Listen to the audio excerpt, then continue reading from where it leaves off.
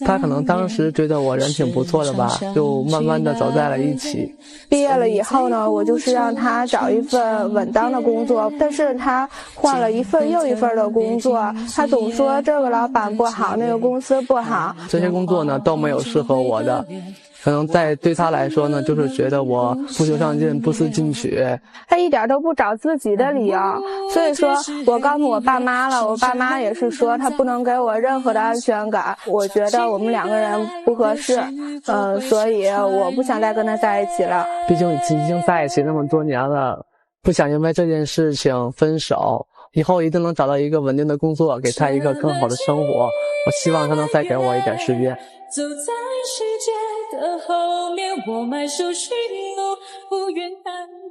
男生对女生说，我会加倍努力的，我会奋进的，你能给我一次机会吗？这个机会女孩子会给他吗？掌声请出这对情侣，来，掌声有请。男主人公小波25岁，来自天津，职业是业务员；女主人公叶月23岁，来自天津，职业舞蹈老师。来，有请有请两位。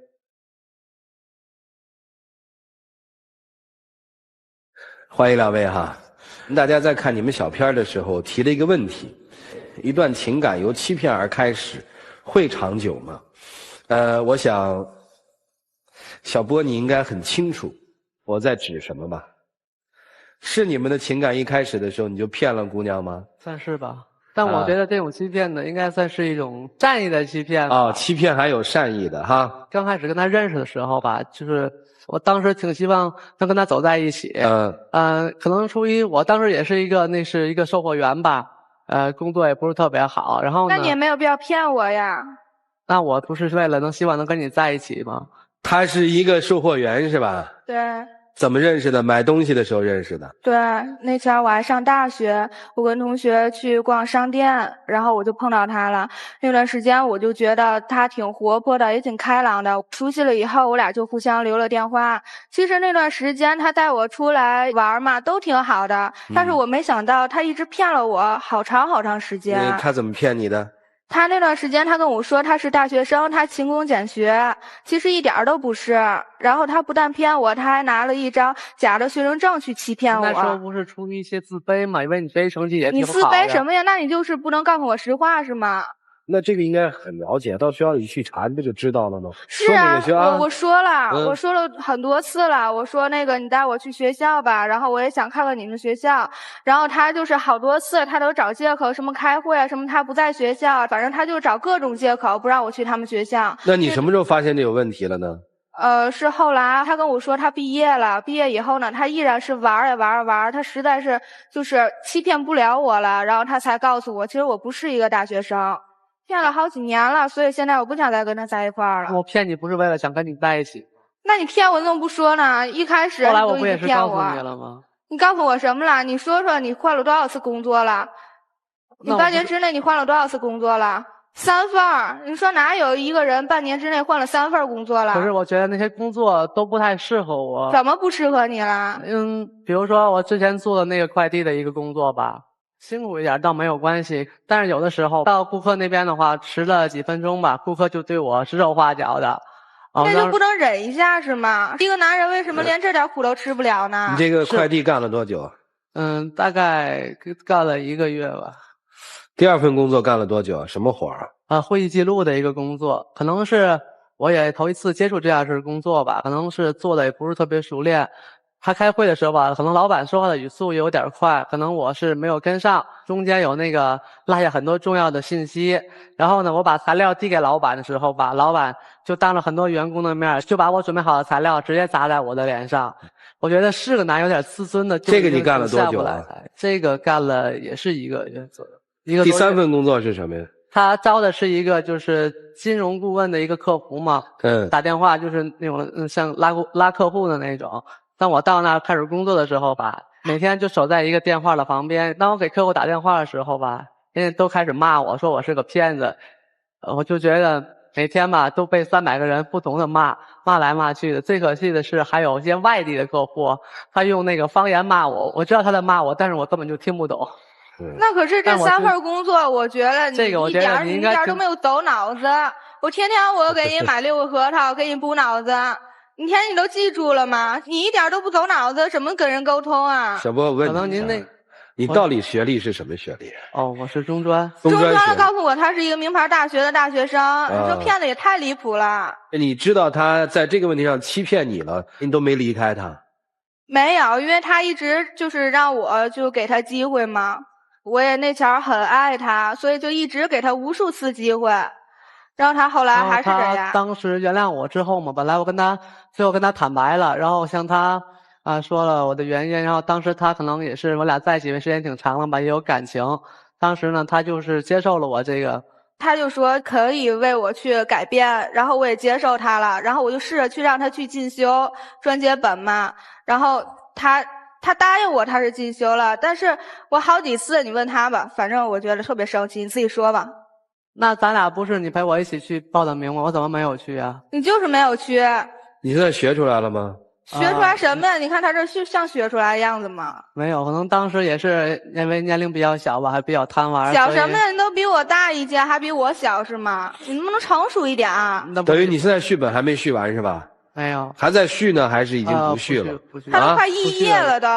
不续了？呵，你父母知道他骗你吗？我父母后来知道呀，但是因为是我挺喜欢他的，然后我父母不同意，然后那段时间我就跟父母也是争吵，我就想跟他在一块儿，所以我才是让他去进修。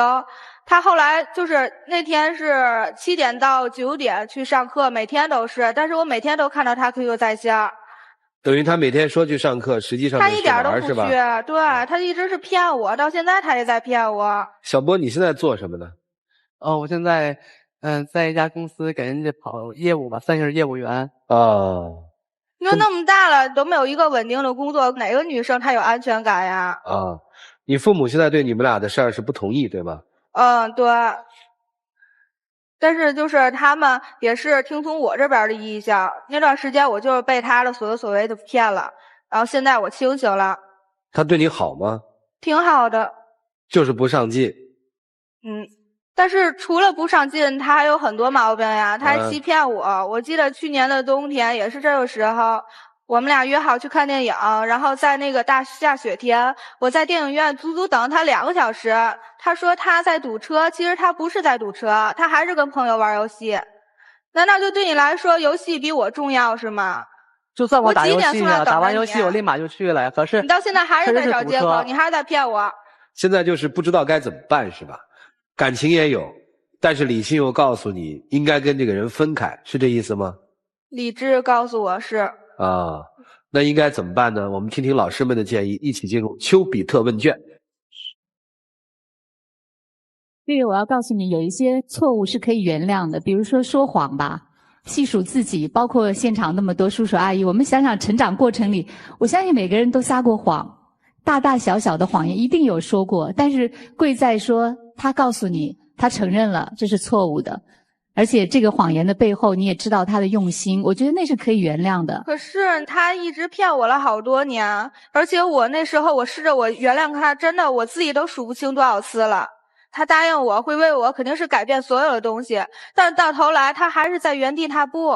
你要知道有一句话叫做女人教会男生如何成长，男生的长大是靠女人的。所以小波，我觉得你撒过谎之后要学会做一个功课，就是我撒谎这件事是多么艰辛，因为你要用1000个谎言去圆回这个谎，所以也告诉你将来你再也不会撒谎了，对不对？对，没错。所以这就是你们在一起成长。但是小波，我觉得有一点是我不能够接受的。你刚刚说换了3次工作，我问你，这3次工作是你自己辞的，还是老板把你辞退的？我自己辞的。都是自己辞的。你看，你刚刚说你当快递的时候，月月都说没关系，你做快递可以，但是我需要你坚持。我觉得这一点是月月现在心里不安的。你每一件事情的持续的程度很短。要是我是你的话，我先做快递嘛。让月月觉得我在坚持做一个工作，等到我找到更好的工作，我再去，而不是说好累啊，不行了，那我辞掉，我再找，这样会让女孩子没有安全感。他太幼稚了，他心里想的问题，他一直都在说对方了不是，他一直都不想象自己的能力是有限的。月月，你应该听听这个杨洋老师最核心说的是什么。我们先听听意见吧。山河老师，你对夫人撒过谎吗？我们俩真没有，我还真是没有啊，从来没有，没有。我们两个真的是真的很幸福。我也希望今天用我们幸福的正能量可以感动大家。就像你说，可能来的嘉宾都没有手牵手跟大家打招呼，但是手牵手对我们来说就是生活里家常便饭。我恨不得现在做节目都一直拉着手。那你们把凳子放近点吧。好呀。小心跑没行。来，我就觉得小博呢要明白这一点，就是作为一个男生来说，第一要懂得勤奋用功。第二，要懂得什么叫长久。他发现了你很多的问题呢，就是你能不能以后做任何事情有点长性，这直接关系到他对他的感情，他有危机感。就是你现在都这样晃晃不定的话，你对我感觉这感情好像也是暂时的。男方，你现在的处境非常危险，因为你们的爱情啊是始于谎言欺骗，马上就要止于你的不思上进。并不一定是只有成功的男人女人才会喜欢，你可以不成功，但是你一定要让自己可爱，要让自己有值得对方爱的那一点。但现在你没有，你知道男人最可贵的是什么？我告诉你，是踏实和认真。反映在工作上就是专注，反映在爱情上就是专一。咱们说说你的这个工作方面，职场上的大忌就是浅尝即止。你不停的在想要挖井，结果你挖了一会儿你就停下，又去换一个地儿再挖。职场上最怕的就是这个，所以你这个坚持力、意志力是不够的。另外，你的承受力，你刚才说了，曾经有一份工作是因为你的老板把纸抛在你的脸上。对，的确，这种方式是不正当的，但是你要想一想，你知道为什么吗？因为你一定是犯了一个很严重的错误，甚至于让他失去了一个客户。你是在工作方面你的能力很弱小，你凭什么要求人家要给你强大的一个地位？你做不到。你受苦的意义是什么？你是为他，或者是为你们的生活。所以说，如果这点承受力你都没有的话，我觉得你是不够爱他的。如果你够爱他的话，你要给他希望，你要显示出你内在的那个力量。也可能短期你不能体现出你的强大，但是一定要看到你的进步。我们当然都说这个撒谎是一个很大的错误，但是比撒谎更大的错误是什么？你没有用你的努力去弥补这个谎言带来的错误。其实我觉得月月今天站在这儿对你的所有的指责，不是说最初你骗了他你的学历，而是说你欺骗他之后你拿什么去改正的。你看我们生活当中有很多人都犯过错误啊，但是他们用自己的实际行动做出了弥补。我们不会说人家是骗子，我们管那种人叫浪子回头。我们中国人都会觉得浪子回头金不换，可是您呢？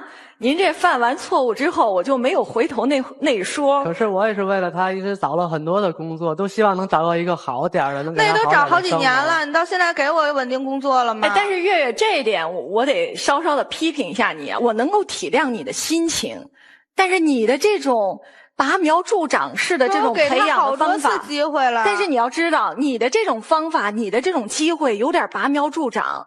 就这个小伙子，咱说句实在话。您觉得他现在这种状况真的能找到一份你觉得特别好的工作？他完全找不着。所以你要给他一点时间，给他一点空间。可能你觉得他现在找那工作您真的不满意，但是就以他现在这能力，他就只能找那么一份工作。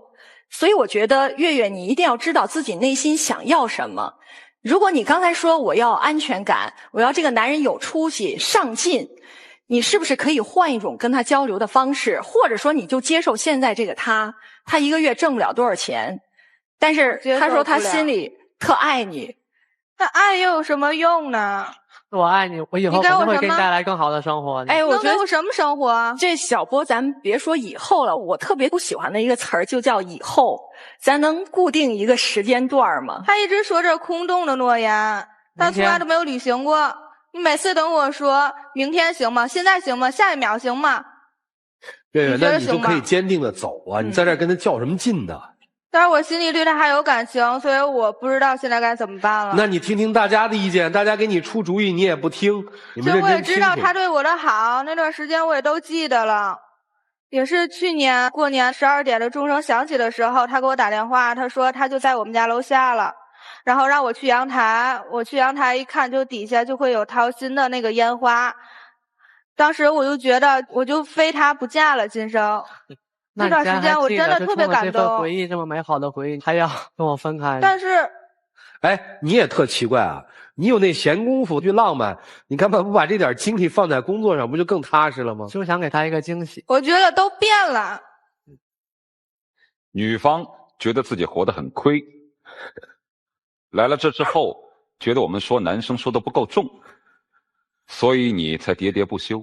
我的老婆也经常给我一箱一箱的买核桃，给我补脑子，但从来不会说我没脑子。但您这是成功的，我给他补了。你能听我说完话吗？我昨天跟音效老师沟通，如果我一旦要愤怒的时候，用音效警示我，不要让我失态。我碰到你这种人最容易失态。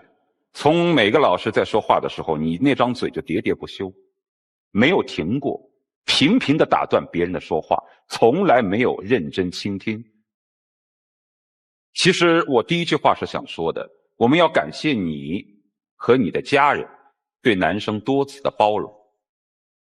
一开始男生说了谎，你们包容了；数次不上进，不好好工作，你们也包容了。